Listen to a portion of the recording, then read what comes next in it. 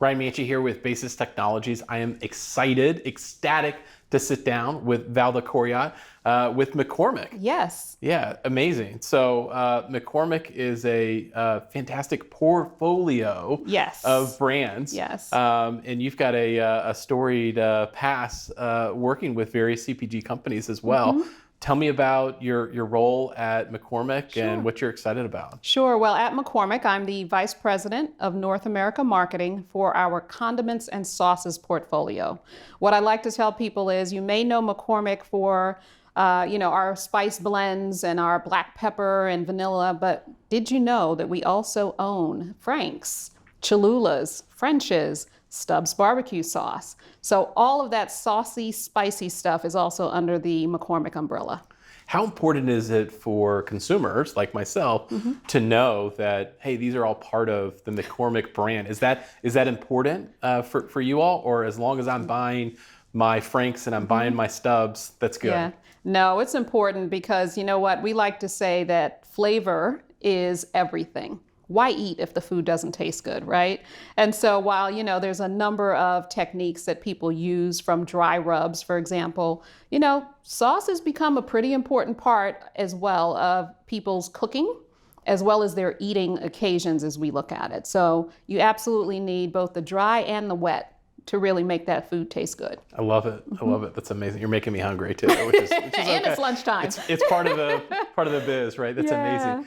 So when you think about the products that you have, those the sauces, the spices that are out there that make people hungry, that will make them salivate, I imagine from a marketing perspective, there's great opportunity across that paid space, even the earned space, and also the owned space. Can you kind of talk about what your strategy is and how you approach some of that in each one of those channels? Sure. So for one, I just want to start with every brand has a story, right? And so from that story and based on who we're targeting, we decide which social channels, which mix of media makes the most sense.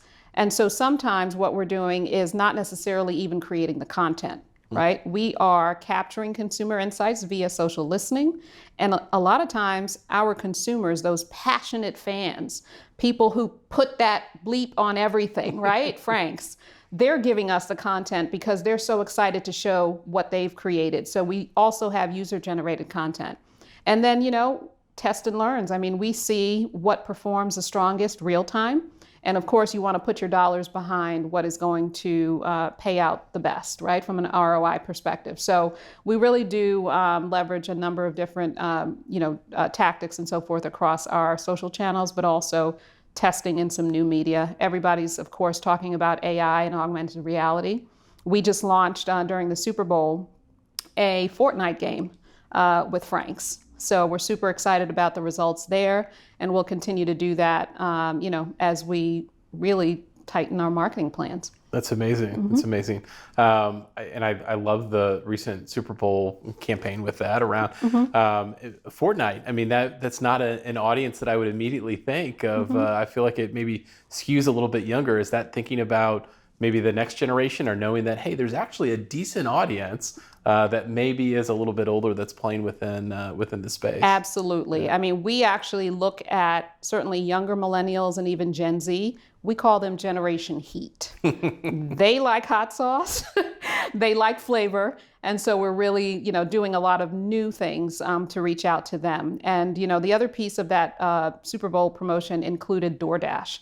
So, I mean, listen, when you're playing video games, you got to eat too, right? So what better way than to combine that with a DoorDash promotion? And that was hugely successful for us. It's fantastic. So, one of the areas McCormick, and like the various house of brands, whether again Frank's or Stubbs, I typically think about, I'll go to my local grocery store and I'll purchase that. Yep. But you're seeing this incredible shift of Ecom and direct to consumer. Absolutely. Can you talk a little bit about what your strategy is and how that's evolved over a little bit of time, and how you're thinking about it maybe through the rest of this year? Yeah, we've had a lot of success as well with Ecom. I think we're actually among our peers, one of the strongest performers in that particular channel.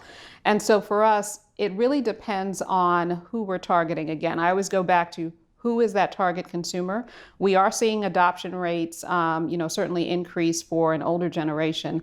But again, there are some that it's table stakes. I mean, a lot of people are ordering directly from social media, right? Amazon, we know, is a major player.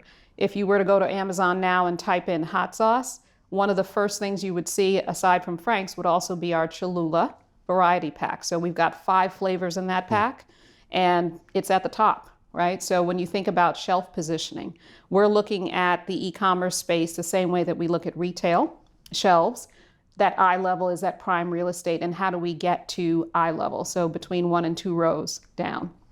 So we've really been enjoying that. That's great. And so, I mean, you brought up Amazon, which is interesting. There are some brands that are fearful of working with Amazon because of the, quote unquote, kind of walled gardens that exist that I feel like many people experience, whether it was a Facebook or a Google, and still, but with Amazon on a more retail side, how do you navigate that space? Is it, I don't want to say necessary evil because that sounds so bad. It's it's an incredible platform and outlet, but to be able to get the data, get the insights that you want, is it more of a trade-off there, knowing, hey, here's a market, here's an opportunity for growth, or what's your perspective on something like an Amazon? No, I think it's all of the above. Yeah. Right. I'm a consumer too. Certainly, my 16-year-old and my 21-year-old. They'll tell me if you're not there, then you're not going to get my purchase. So at the end of the day, we really are looking at Amazon as we do our DTC space. We have also direct to consumer, and also our retailers are looking at what they sell online as well, on their e-commerce platform. So we're really managing, I would say, multiple channels. It's an omni-channel approach. Yeah, that's great. That's great.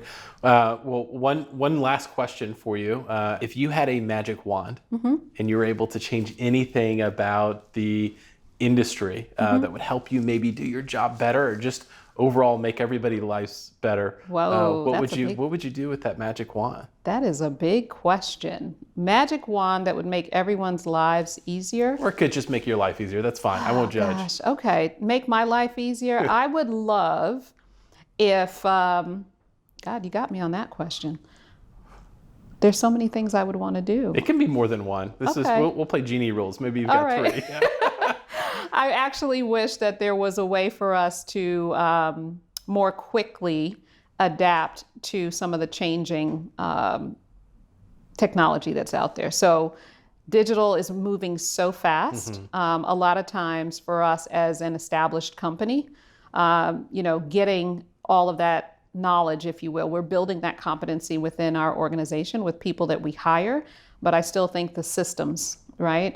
So I really wish that there was a way that some competitors were actually more partners. That would make my life a lot easier, and I think it would make consumers' lives a lot richer. I love that. That's great. That's great. I feel like that's not too ambitious. Maybe we can make that happen. But the complexity that exists within the industry, from a consumer perspective, from a marketer's perspective, it can be overwhelming. Yes. If we can find ways to simplify that, and it sounds like y'all are doing it, building up some of those practices, those capabilities, those expertise in-house. So we're working at it. That's fantastic. For sure. All right. Yep. Well, Valda, thank you so much. I really appreciate your time. Thanks for joining us. Thank you so much for having me.